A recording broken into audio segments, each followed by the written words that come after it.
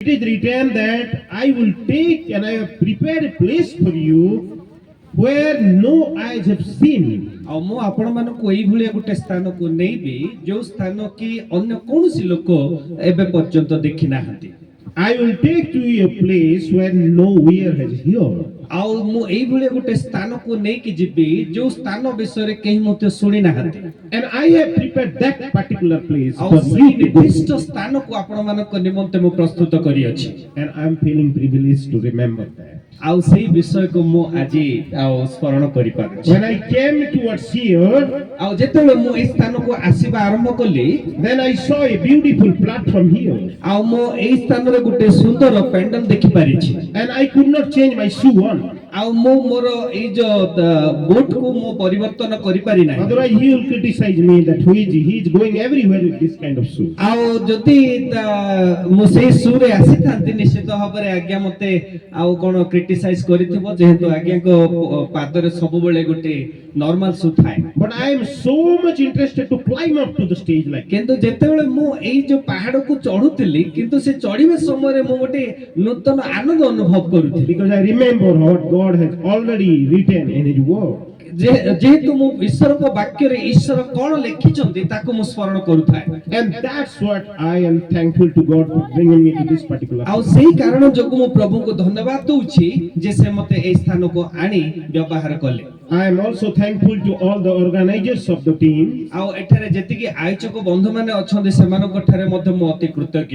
I am so thankful to all the pastors those who are gathered ଆଉ here. ଏଠାରେ ଯେତିକି ପାଳକମାନେ ଉପସ୍ଥିତ ଅଛନ୍ତି ସମସ୍ତଙ୍କ ଠାରେ ମଧ୍ୟ ମୁଁ ଅତି ଧନ୍ୟବାଦୀ। I am so thankful to a great singer who sang the beautiful ଆଉ song. ଏଠାରେ ଉପାସନା ସମୟରେ ଗାଇଥିବା ଗୋଟିଏ ମହାନ ଗାୟକ ଯିଏକି ଗୀତ ଗାଇଲେ ତାଙ୍କ ଠାରେ ମଧ୍ୟ ମୁଁ ଅତି ଧନ୍ୟବାଦୀ। I am really thankful to the choir team those who are humbly sitting down over ଆଉ here. ଏଠାରେ ସଙ୍ଗୀତ ଦଳରେ ଯୋଉ ଭାଇ ଭଉଣୀ ମାନେ ଅଛନ୍ତି ସେମାନଙ୍କ ଠାରେ ମଧ୍ୟ ମୁଁ ବହୁତ କୃତଜ୍ଞ I am ଅଟେ। thankful to all of you sitting elsewhere and listening to the word of ଆଉ ଏଠାରେ God. ବିଭିନ୍ନ ସ୍ଥାନରେ ବସିଥିବା ସମସ୍ତଙ୍କୁ ଠାରେ ମଧ୍ୟ ମୁଁ ବହୁତ ଧନ୍ୟବାଦୀ। I am thankful to Solant sir for bringing me to this particular Sunanda place. ଆଜ୍ଞାଙ୍କ ଆଗରେ ମଧ୍ୟ ମୁଁ ବହୁତ କୃତଜ୍ଞ ଯେହେତୁ ତାଙ୍କ ଦ୍ୱାରା ମୁଁ ଏ ସ୍ଥାନକୁ ଆସିପାରିଛି। I am jealous of him because he has been spending a quite a bit of time over here. ପ୍ରକୃତରେ ସୁନନ୍ଦ ସାରଙ୍କୁ ଦେଖି ମୁଁ ଈର୍ଷା ମନୋଭାବ କରୁଛି ଯେହେତୁ ବହୁତ ସମୟ ହେଲା ସେ ଆପଣମାନଙ୍କ ସଙ୍ଗରେ ଏ ସୁନ୍ଦର ଜାଗାରେ ଅଛନ୍ତି। And I am so happy and excited to be here to meet you all. ଆଉ ଆପଣମାନଙ୍କ ସହିତ ସାକ୍ଷାତ କରିବା ପାଇଁ ମଧ୍ୟ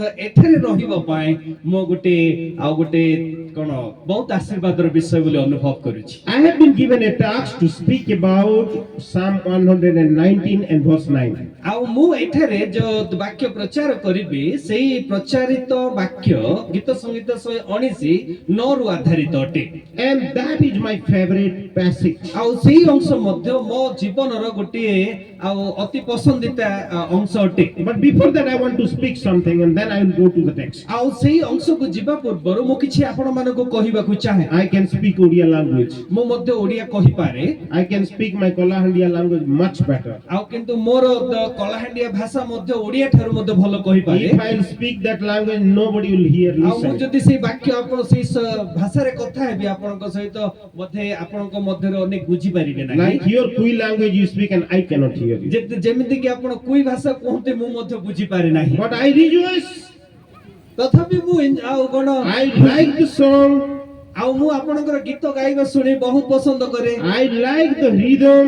ଆଉ ଆପଣଙ୍କର ଗୀତ ଗାଇବା ସେ ସ୍ତରକୁ ମଧ୍ୟ ବହୁତ ପସନ୍ଦ କରେ। I like the beating of your legs. ଆଉ ଆପଣଙ୍କର ଗୋଡ଼ ଦ୍ୱାରା ଯୋଉ ଆପଣ ଆଉ କଣ ନାଚୁଛନ୍ତି ତାକୁ ଦେଖିକି ମଧ୍ୟ ମୁଁ ବହୁତ ଆନନ୍ଦିତ। But unfortunately I cannot speak.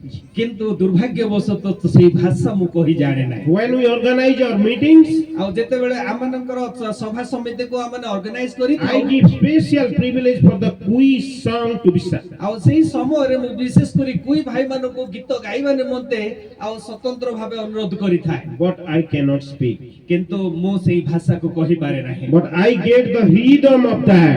କିନ୍ତୁ ମୁଁ ସେଇ ଗୀତର ସ୍ତରକୁ ଆଉ ପୁଣି ସେଇ ଯୋଉ ଶବ୍ଦକୁ ମୁଁ ଅନୁଭବ କରିପାରେ। And that's why I loved it. ତେଣୁ କରି ମୁଁ ଏଇ ଗୀତକୁ କୁଇ ଗୀତକୁ ବହୁତ ଭଲ ପାଏ। So let's go to the text now. ଏବେ ଆସନ୍ତୁ ସେଇ ଯୋଉ ଆଉ ଗୀତ ସଂହିତା 119 ପଦକୁ ଯିବା। Psalm 119. ଗୀତ ସଂହିତା 119 ପଦ। And Psalm 119 is very special psalm. ଆଉ ଏଇ ଯୋଉ ଅଂଶ ଅତି ଉତ୍କୃଷ୍ଟ ଏବଂ ଅତି ସ୍ୱତନ୍ତ୍ର ଅଂଶ ଅଟେ। It has 176 verses. ଆଉ ଏଇ ଯୋଉ 119 ଗୀତରେ 176 ପଦ ଅଛି। It is one of the biggest book. It is biggest chapter of the Bible. ଆଉ ବାଇବଲ ମଧ୍ୟରେ ଯେତିକି ଅଧ୍ୟାୟ ଅଛି ସେଇ ଅଧ୍ୟାୟ ହେଉଛି ବହୁତ ଲମ୍ବା ଅଧ୍ୟାୟ ଅଟେ। And the beautiful structure of the psalm is well known to everyone. ଆଉ ଯେଉଁଭଳି ଏଇ ଯୋଉ ଅଧ୍ୟାୟକୁ ସଜେଇ ଦିଆଯାଇଛି ବୋଧେ ସମସ୍ତେ ଆମମାନେ ସେଇ ଆଉ ସଜେଇବା ବିଷୟକୁ ଜାଣୁ। We have Oriya alphabet. ଆଉ ଆପଣମାନେ ଜାଣିଛନ୍ତି ଯେ ଆମମାନଙ୍କ ଠାରେ ଓଡ଼ିଆ ଅକ୍ଷର ଅଛି। We have English alphabet. ଆଉ ପୁଣି ଆମଠାରେ ଇଂରାଜୀ ଅକ୍ଷର ମଧ୍ୟ ଅଛି। We have Hebrew alphabet ଆଉ also. ପୁଣି ସେଠାରେ ମାନେ ଏଭ୍ରି ଅକ୍ଷର ମଧ୍ୟ ଦେଖିପାରୁ। And that alphabet is a great structure of this psalm. ଆଉ ଏଇ ଯୋଉ ଅଧ୍ୟାୟକୁ ସେଇ ଭାଷାରେ ସଜେଇ ଦିଆଯାଇଛି ସେଇ ତାର ସଜାବଟ ବହୁତ କୌତୁହଳ ଅଟେ। Hebrew has 22 letters ଆଉ ଏଭ୍ରି ଭାଷାରେ 24 ଅକ୍ଷର ଅଛି। and 22 sections we can see in this psalm. ଆଉ ସେଇ ଅଧ୍ୟାୟରେ ଆମମାନେ 24 ପ୍ରକାର ଭାଗକୁ ସେଠାରେ ଦେଖିପାରୁଛୁ। Each section is divided into 8 verses. ଆଉ ସମସ୍ତ ଯୋଉ ଭାଗ 8 ପଦରେ ବିଭକ୍ତ କରାଯାଇଛି। And each section focuses on God's word. ଆଉ ସବୁ ସେଇ ବିଭାଗ ଗୁଡାକ ଈଶ୍ୱରଙ୍କର ବାକ୍ୟକୁ ସେ ସୂଚିତ କରେ। The name of the word of God is 8 times mentioned and different names are ଆଉ found ସେ here. ସମସ୍ତ ଅଂଶ ଗୁଡାକରେ ଈଶ୍ୱରଙ୍କର ବାକ୍ୟକୁ ଆଉ ସେଠାରେ ଉପସ୍ଥାପନ କରି ଆଉ ବିଷୟବସ୍ତୁକୁ ଜଣେଇ ଦିଆଯାଇଛି। So all according to the Hebrew alphabet we can read this. ଆଉ ସମସ୍ତ ବିଭାଗ ଗୁଡାକ ଦ୍ୱାରା ଆଉ ସେ ଏଭ୍ରି ଅକ୍ଷର ଗୁଡାକ ଦ୍ୱାରା ସେକୁ ସଜେଇ ଦିଆଯାଇଛି ଯାହାକି ଆମେ ଦେଖିଥାଉ। For me the assignment is Beth. ଆଉ ମୋ ପାଇଁ ଏଇ ଯୋଉ ଆଜି କହିବା ବିଷୟ ହେଲା ଗୀତ ସଂହିତା 119 ଆଉ 9 ପଦ। ତାର ଅର୍ଥ that meaning is Beth meaning house. Beth. ଆଚ୍ଛା Hebrew ଏଇ alphabet ଯୋଉ ଅଂଶର ଅର୍ଥ ହଉଛି ଆଉ ବେତ୍ ଯାହାକୁ ଘର ବୋଲି କୁହାଯାଏ।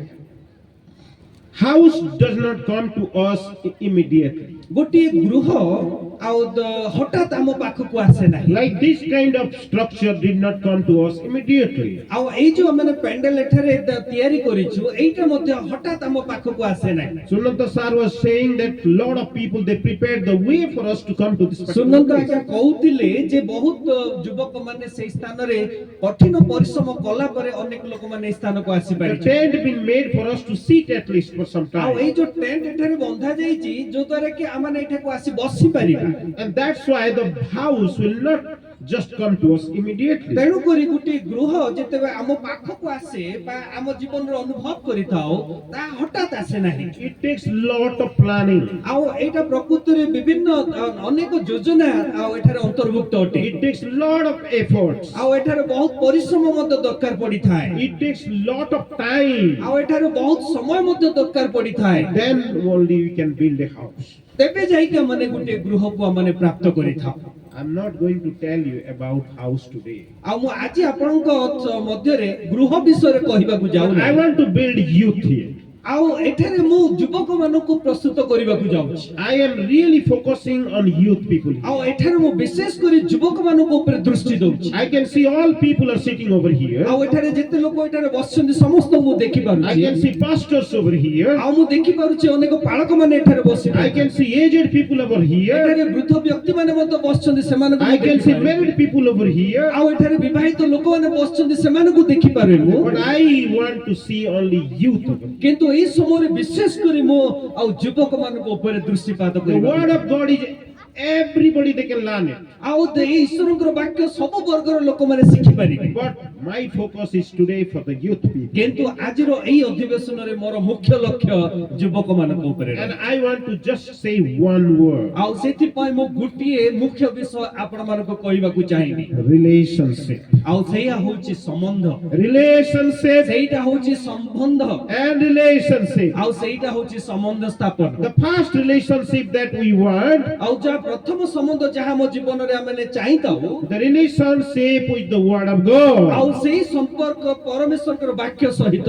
And relationship with word of God if we do not keep as a youth, ଆଉ ଯଦି ଆପଣଙ୍କର ଯୌବନ ଅବସ୍ଥାରେ ଯଦି ସେଇ ସମ୍ପର୍କକୁ ସ୍ଥାପନ କରିନାହାନ୍ତି you are going to fall away. ଆଉ ନିଶ୍ଚିତ ଭାବରେ ଆପଣ ପତିତ ହେବା ପାଇଁ ଯାଉଛନ୍ତି। The scripture says ଆଉ ଈଶ୍ୱରଙ୍କର ବାକ୍ୟ କହେ how a young man ଆଉ କିପରି ଗୋଟିଏ ଯୁବକ should keep his way pure. ଆଉ ତାଙ୍କରି ରାସ୍ତାକୁ ସେ ସଫା ସୁତୁରା ରଖିପାରେ। And so this psalm begins with a question. ଆଉ ଏଇ ଯୋଉ ଗୀତ ସଂଗୀତା ପ୍ରଶ୍ନବାଚକରେ ଆରମ୍ଭ ହୋଇଛି। And the question answer is in second verse. ଆଉ ତାର ସେକେଣ୍ଡ ପଦରେ ଆମେ ତାର ସେ ପ୍ରଶ୍ନର ଉତ୍ତର It ଦେଖିପାରିବା। says that a person can live according to the word of ଆଉ ଏଠାରେ God. ଲେଖା ଅଛି ଯେବେ ଜଣେ ବ୍ୟକ୍ତି ଈଶ୍ୱରଙ୍କର ବାକ୍ୟ ଦ୍ୱାରା ପରିଚାଳିତ ହୁଏ We only can go to church, ଆଉ ସେ କେବଳ ମଣ୍ଡଳୀକୁ ଯାଏ we can go to prayer meeting, ଆଉ ସେ ପ୍ରାର୍ଥନା ମିଟିଂ କୁ ମଧ୍ୟ ଯିବେ we can go and attend the services ଆଉ everywhere. ମାନେ ଅନେକ ଯୋଉ ଉପାସନା ହେଇଥାଏ ସେ ସମସ୍ତ ଉପାସନାକୁ ଆମେ But ଯାଇପାରିବୁ। if we don't keep the word in our mind, ଯଦି ଆପଣଙ୍କ ମନରେ ଈଶ୍ୱରଙ୍କର ବାକ୍ୟ ଆପଣ ରଖନ୍ତି ନାହିଁ then we will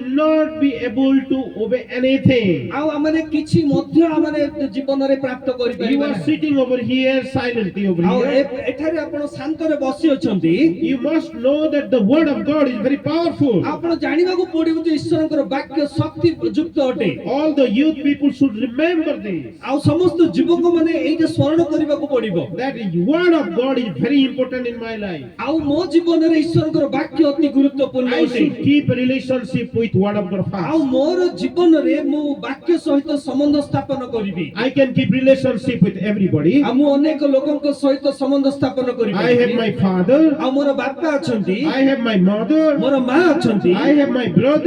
ମୋର ଭାଇ ଅଛନ୍ତି, I also love a girl. ଆଉ ମୁଁ ମଧ୍ୟ ଗୋଟେ ଝିଅକୁ ଭଲ Or a ପାଏ। girl will say I love a boy. ଆଉ ସେ ଝିଅ ମଧ୍ୟ କହିପାରେ ମୁଁ ଗୋଟେ ପୁଅକୁ ଭଲ ପାଏ। I just want to keep a relationship with ଆଉ ମୁଁ everybody. ସମସ୍ତ ଲୋକଙ୍କ ସହିତ ସମ୍ପର୍କ ସ୍ଥାପନ But କରିପାରେ। I'm not talking of that kind of କିନ୍ତୁ ମୁଁ relationship. ଆଜି ସେ ସମସ୍ତ ସମ୍ପର୍କ ବିଷୟରେ ଆପଣଙ୍କ ସହିତ କହେ ନାହିଁ। I want to request you, urge you and encourage you to keep your relationship with the word of ମୁଁ God. ଆପଣମାନଙ୍କୁ ଆଜି ବାଧ୍ୟ କରୁଛି ଆଉ ଅନୁରୋଧ କରୁଛି ଯେ ଆପଣମାନେ ଈଶ୍ୱରଙ୍କ ବାକ୍ୟ ସହିତ ସମ୍ବନ୍ଧ ସ୍ଥାପନ କରନ୍ତୁ। So you are a youth man and you are just like a house. ଆଉ ଆପଣମାନେ ଗୋଟେ ଯୁବକ, ଆପଣଙ୍କର ଜୀବନ ଗୋଟେ ସୁନ୍ଦର ଘର ପରି। What you want to keep in that house? ଆଉ ସେଇ ଗୃହରେ ଆପଣ କଣ ରଖିବାକୁ ଚାହାନ୍ତି? In that house you keep the word of God. କଣ ସେଇ ଗୃହରେ ଆପଣ ଈଶ୍ୱରଙ୍କର ବାକ୍ୟ ରଖିବାକୁ In ଚାହାନ୍ତି? that word the word should take a special place in that ତେବେ house. ସେଇ ଗୃହରେ ଈଶ୍ୱରଙ୍କର ବାକ୍ୟ ଏକ ସ୍ୱତନ୍ତ୍ର ଭାବରେ ବାସ କରିବା That's ଆବଶ୍ୟକ। why the word of God says, ଆଉ ତେଣୁକରି ଈଶ୍ୱରଙ୍କର ବାକ୍ୟ କହେ thy word have I kept in my ଆଉ mouth, ତୁମର ବାକ୍ୟ ମୋର ହୃଦୟରେ ମୁଁ ସ୍ଥାପନ କରିଅଛି, so that I might not sin against. ତେଣୁକରି ମୁଁ ଯୋଉ ଦ୍ୱାରା କି ମୁଁ ପାପ କରିବି ନାହିଁ। Sir was telling about Joseph and Daniel. ଆଉ ଆଜ୍ଞା କହୁଥିଲେ ଜୋସେଫ ଏବଂ ଦାନିଏଲଙ୍କ ବିଷୟରେ। Daniel is such a young man and with a lovely personality went to court to serve king. ଆଉ ଯେତେବେଳେ ଦାନିଏଲ ରାଜାଙ୍କର ପ୍ରସାଦକୁ ସେବା କରିବା ପାଇଁ ଯାଉଥିଲା ସେ ସମୟରେ ସେ ଗୋଟେ ସୁନ୍ଦର ଯୁବକ ଅବସ୍ଥାରେ ଥିଲା। And king offered a beautiful food for his good health. ଆଉ ରାଜା ତାଙ୍କର ସୁନ୍ଦର ଶରୀର ନିମନ୍ତେ ତାକୁ ଭଲ ଭୋଜନ ଅର୍ପଣ କରିଥିଲେ। But he said, I don't want to eat. କିନ୍ତୁ ସେ କହିଲେ ମୁଁ ଏଇ ଭୋଜନ ଆଉ ଅଂଶୀ ହେଇପାରିବି ନାହିଁ। He did not just say like this just because he didn't like it. ଆଉ ସେ ଯେହେତୁ ସେ ଭୋଜନକୁ ପସନ୍ଦ କରେ ନାହିଁ ଏଥିପାଇଁ ସେ ମନା କରିନାହାନ୍ତି। But he already knew God's word in ଆଉ him. ଯେହେତୁ ସେ ତା ଜୀବନରେ ଈଶ୍ୱରଙ୍କ ବାକ୍ୟ ସହିତ ସମ୍ବନ୍ଧ ସ୍ଥାପନ He କରିଛନ୍ତି grew up that environment studying the word of God. ଆଉ ଈଶ୍ୱରଙ୍କର ବାକ୍ୟକୁ ଅଧ୍ୟୟନ କରିବା ପରିବେଶରେ ବଢି He ଅଛନ୍ତି। knows what to eat and what not to ସେ eat. ଜାଣେ କଣ ଖାଇବା ଆଉ କଣ ନ ଖାଇବା। He knew already being in the court that king offered this food a good ଆଉ ସେ food. ଜାଣିଛି ଯେତେବେଳେ ରାଜାଙ୍କ ପ୍ରସାଦରେ କିଛି ଭୋଜନ ଆଉ ଦିଆଯାଉଛି But that is good, tasty ଆଉ food. ନିଶ୍ଚିତ ଭାବରେ ସେଟା ସ୍ୱାଦ ପାଇଁ ଅତି ସୁନ୍ଦର ଅଟେ। But he rejected that food. ତଥାପି ସେଇ ଭୋଜନକୁ ସେ ତାକୁ ବହିଷ୍କାର କରୁଅଛି। Because he understood that by eating that food he would defile himself. ଆଉ ସେ ଜାଣେ ଯେ ଯେତେବେଳେ ମୁଁ ତାକୁ ଛୁଇଁବ ତେବେ ସେ ଯାଇକି ନିଶ୍ଚିତ ଭାବରେ ଭୁଲ କାମ କରିବ। There is no pastor who actually can encourage you today. ଆଉ ଆପଣଙ୍କର ଆଚ୍ଛା ସେଇ ଜାଗାରେ କେହି ମଧ୍ୟ ଏଇଭଳି ବାଳକ ନାହାନ୍ତି ଯେଉଁମାନେ କି ଯାଇକି ତାକୁ ଉତ୍ସାହ ଦେବେ। There is no elder over there who can guide him to that ଆଉ particular place. ସେଠାରେ ଏଭଳି କୌଣସି ନେତା ମଧ୍ୟ ନାହିଁ ଯିଏକି ତାକୁ ପଥ ପ୍ରଦର୍ଶକ କରିବେ। But he is the one, he kept in his heart the word of କିନ୍ତୁ ସେ God. ଗୋଟେ ଏମିତି ଯୁବକ ଥିଲା ଯିଏକି ନିଜ ହୃଦୟରେ ତାଙ୍କର ଈଶ୍ୱରଙ୍କର ବାକ୍ୟକୁ And ସେ the ସ୍ଥାପନ word of God said that this is not the food to ଆଉ eat. ସେ ବାକ୍ୟ କହୁଛି ଯେ ଏଇ ଯୋଉ ଭୋଜନ ତମେ ଆଉ କଣ ଖାଇବା ଆବଶ୍ୟକ ନାହିଁ। He pleaded to the person that I will not eat this food. ଆଉ ସେ ବ୍ୟକ୍ତି ଯିଏକି ତାଙ୍କୁ ସେ ଖାଦ୍ୟ ଦଉଥିଲା ତାଙ୍କୁ ସେ କହିଲା ଯେ ମୁଁ ଏଇ ଖାଦ୍ୟ ଖାଇବି ନାହିଁ। Because he kept the word of God in his heart. ଯେହେତୁ ତାଙ୍କ ହୃଦୟରେ ସେ ବାକ୍ୟକୁ ସେ ଆଉ କଣ ବଜାଇ ରଖିଥିଲା।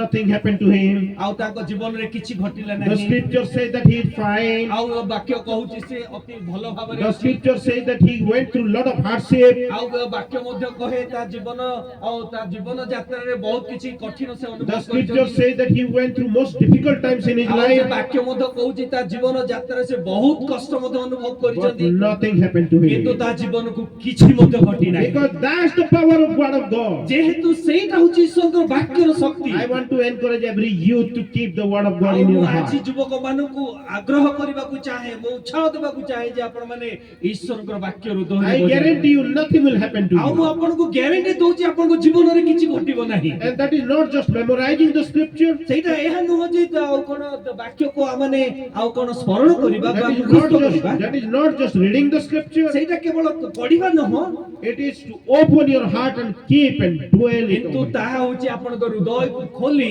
ସେଇ ବାକ୍ୟକୁ ହୃଦୟ ମଧ୍ୟରେ ବଜାଇ And ରଖିବା that's what the scripture says. ସେଇଟା ହିଁ ଈଶ୍ୱରଙ୍କର ବାକ୍ୟ କହେ That it is a bed, it is a house. ଆଉ ସେଇଟା ହଉଛି ଏ ବେତ ଯାହାର ଅର୍ଥ ଗୋଟିଏ ଗୃହ ଅଟେ In that house you don't keep anything. ଆଉ ସେଇ ଗୃହରେ ଆପଣ ଅନ୍ୟ କୌଣସି ବିଷୟ ରଖନ୍ତି ନାହିଁ You keep the word of God ଆଉ in your କେବଳ heart. ଈଶ୍ୱରଙ୍କର ବାକ୍ୟକୁ ହୃଦୟ ମଧ୍ୟରେ ରଖନ୍ତି You keep the word of God by which you will guide, that will guide you. in ଆଉ your ଆପଣ life. ସେ ଈଶ୍ୱରଙ୍କ ବାକ୍ୟକୁ ହୃଦୟ ମଧ୍ୟରେ ରଖନ୍ତି ଯୋଉ ବାକ୍ୟକେ ଆପଣଙ୍କର ପଥ ପ୍ରଦର୍ଶକ ହବ I love to see the young boys and girls over here. ଆଉ ମୁଁ ପ୍ରକୃତରେ ଏଠାରେ ଯେତିକି ଆଉ ପୁଅ ଝିଅ ମାନେ ବସି ଅଛନ୍ତି ଯୁବକ ମାନେ ବସିଛନ୍ତି ଯୁବତୀ ସମସ୍ତଙ୍କୁ ଦେଖିବା ପାଇଁ ମୁଁ ପସନ୍ଦ କରେ Probably you have kept many things in your hearts. ନିଶ୍ଚିତ ଭାବରେ ଆପଣଙ୍କ ହୃଦୟ ମଧ୍ୟରେ ବହୁତ କିଛି ବିଷୟ ଆପଣ ମାନେ ରଖିଥିବେ I just want to be youth.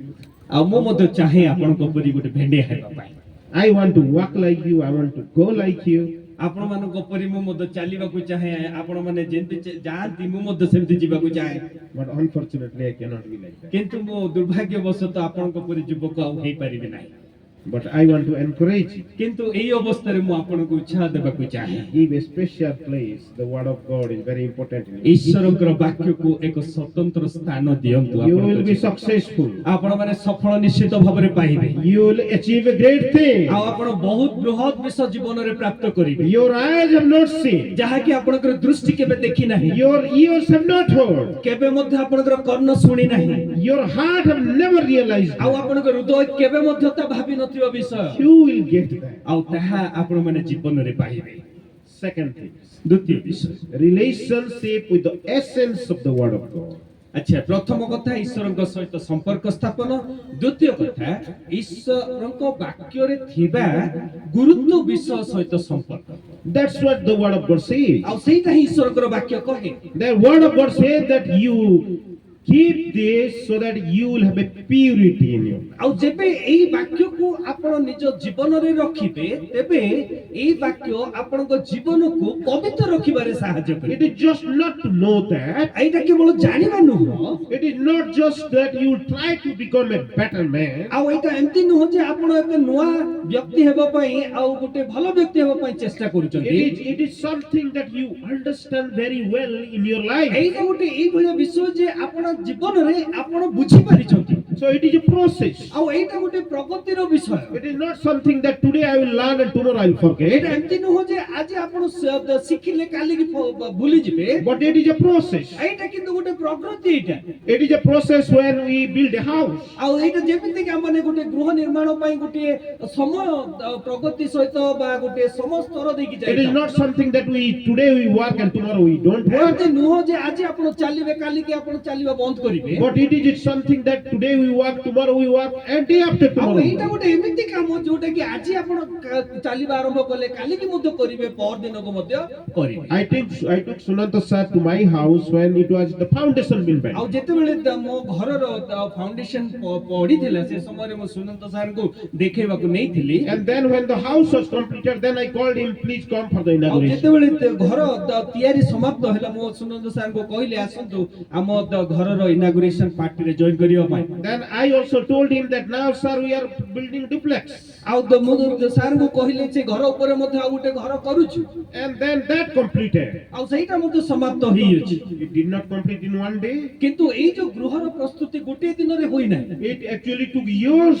ଆଉ ଏଇଟା କରିବା ପାଇଁ ବର୍ଷ ବର୍ଷ ଲାଗିଥିଲା It is a process. ଆଉ ଏଇଟା ଗୋଟିଏ ସମୟ ଧାରାରେ କାର୍ଯ୍ୟ ହେଇଥାଏ So life is also just like this. ଆଉ ଏଇ ଆମର ଜୀବନ ମଧ୍ୟ ଠିକ ସେଇ ଭଳିଆ ଏଇଟା To build up your life, it doesn't take in 1 second. ଆଉ ଆପଣଙ୍କର ଜୀବନକୁ ପ୍ରସ୍ତୁତ କରିବା ପାଇଁ ଗୋଟିଏ ସେକେଣ୍ଡ ଲାଗେ ନାହିଁ It is a process. ଆଉ ଏଇଟା ହଉଛି ଗୋଟିଏ ଜୀବନ ସ୍ତର ଅଟେ। Every single moment you have to work for it. ପ୍ରତିଟି ସମୟରେ ଆପଣଙ୍କୁ ଚାଲିବାକୁ ପଡେ Every moment you have to remember it. ପ୍ରତ୍ୟେକଟି ଅବସ୍ଥାରେ ଆପଣଙ୍କୁ ସ୍ମରଣ କରିବାକୁ If you ପଡିଥାଏ are falling down, get up and start ଆପଣ work. ଯେତେବେଳେ ପତନ ହୁଅନ୍ତି ପଡିଯାଆନ୍ତି ଆଉ ଥରେ ଉଠିକି ଆଉ ଥରେ ଚାଲିବାକୁ ପଡିଥାଏ That's what Hebrew difference between the knowledge and wisdom.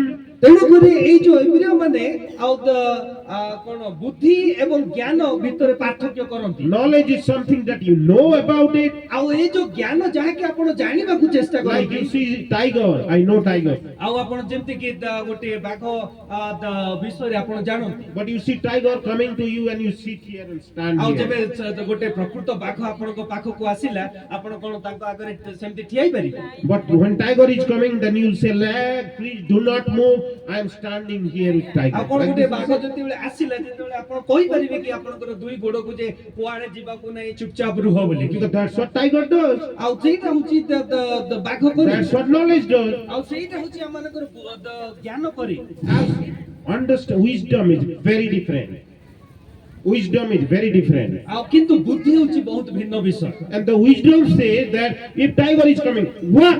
ତେବେ ଆମମାନଙ୍କୁ ବୁଦ୍ଧି କହେ ଯେତେବେଳେ ବାଘ ଆମ ପାଖକୁ ଆସୁଛି ତେବେ ଆମମାନଙ୍କୁ ଦୌଡ଼ିବାକୁ You ପଡିବ don't have to force your leg to work, but automatically it will start working. ଆପଣଙ୍କର କଣ ଗୋଡକୁ କୌଣସି ପ୍ରକାର ବାଧ୍ୟ କରିବାକୁ ପଡେନି ଅଟୋମେଟିକାଲି ଆପଣ ଦୌଡ଼ିବେ And that's what the scripture ଆଉ says. ସେଇଟା ଏଇ ବାକ୍ୟ ଆମମାନଙ୍କୁ କହିଥାଏ And that's so scripture is talking about the wisdom. ଆଉ ସେଇଟା ବୁଦ୍ଧି ବିଷୟରେ ଈଶ୍ୱରଙ୍କର ବାକ୍ୟ ଆମମାନଙ୍କୁ ସୂଚନା ଦେଇଥାଏ That's what I'm talking about, not just to know about ଆଉ the word of ସେଥିପାଇଁ ମୁଁ God, ଆପଣମାନଙ୍କୁ ଏଇ କଥା କହିବାକୁ କହେ ଯେ କେବଳ ବାକ୍ୟ ଜାଣିବା ନୁହଁ but it should come to your understanding. ଆଉ ସେଇଟା ମଧ୍ୟ ବାକ୍ୟ ବୁଝିବା ବିଷୟକୁ ମୁଁ ଆପଣଙ୍କୁ କହୁଛି So every single day, ଆଉ ପ୍ରତି ଦିନରେ you have to feed yourself to the word of ଆଉ God. ଈଶ୍ୱରଙ୍କର ବାକ୍ୟ ଦ୍ୱାରା ଆପଣ ପୂର୍ଣ୍ଣ ହେବାକୁ ପଡିବ You should know in your ଆଉ mind, ଆପଣଙ୍କର ମନ ଦ୍ୱାରା ଜାଣିବାକୁ ପଡିବ and by which you should regulate your life. ଆଉ ସେଇ ବାକ୍ୟ ଦ୍ୱାରା ଆପଣଙ୍କର ଜୀବନକୁ ପରିଚାଳନା କରିବାକୁ ପଡିବ And then only that will benefit you.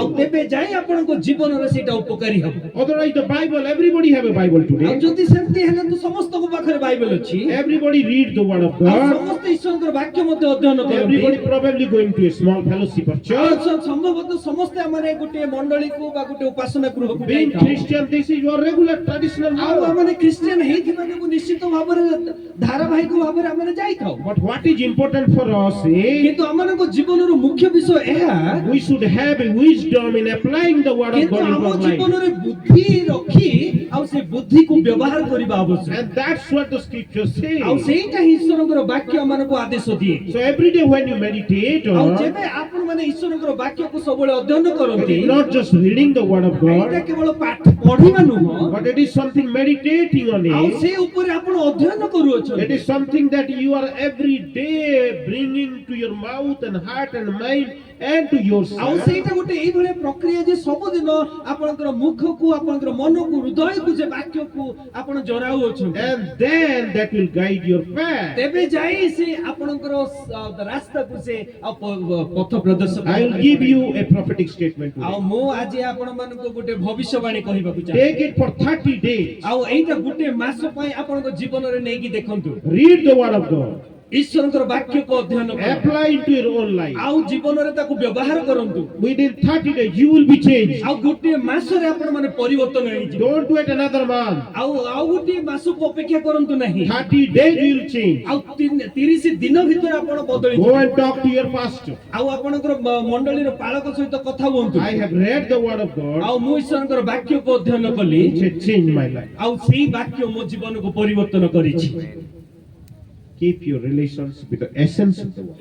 ଆଉ ଆପଣଙ୍କର ଆଉ ତ ଜୀବନ ଆଉ ଈଶ୍ୱରଙ୍କର ବାକ୍ୟର ଗୁରୁତ୍ୱତା ସହିତ ଆପଣଙ୍କର ସମ୍ବନ୍ଧ Not just memorizing few words, ଆଉ ଏଟା ଏମିତି ନୁହଁ ଯେ କିଛି ଆଉ ପଦ ପର୍ବକୁ ଆପଣ ମୁଖସ୍ଥ କରିଛନ୍ତି, but apply that into your own life. ମୁଖସ୍ଥ କରିବା ସହିତ ଆପଣଙ୍କର ଦୈନନ୍ଦିନ ଜୀବନରେ ତାକୁ ବ୍ୟବହାର କରିବାକୁ ପଡ଼ିବ, And that will benefit into your life. ଆଉ ସେଇଟା ଆପଣଙ୍କ ଜୀବନକୁ ଆଉ କଣ ଉପକାର କରିପାରିବ। So first, relationship with God's word. ଆଉ ପ୍ରଥମ ବିଷୟ ଈଶ୍ୱରଙ୍କର ବାକ୍ୟ ସହିତ ସମ୍ବନ୍ଧ, Relationship with essence of the word. ଆଉ ବାକ୍ୟର ମୂଳ ବିଷୟ ସହିତ ସମ୍ବନ୍ଧ, And third is relationship with God. ଆଉ ତୃତୀୟ ବିଷୟ ଈଶ୍ୱରଙ୍କ ସହିତ ସମ୍ବନ୍ଧ, And that is very important. ଆଉ ସେଇଟା ଅତି ଗୁରୁତ୍ୱପୂର୍ଣ୍ଣ ଅଟେ।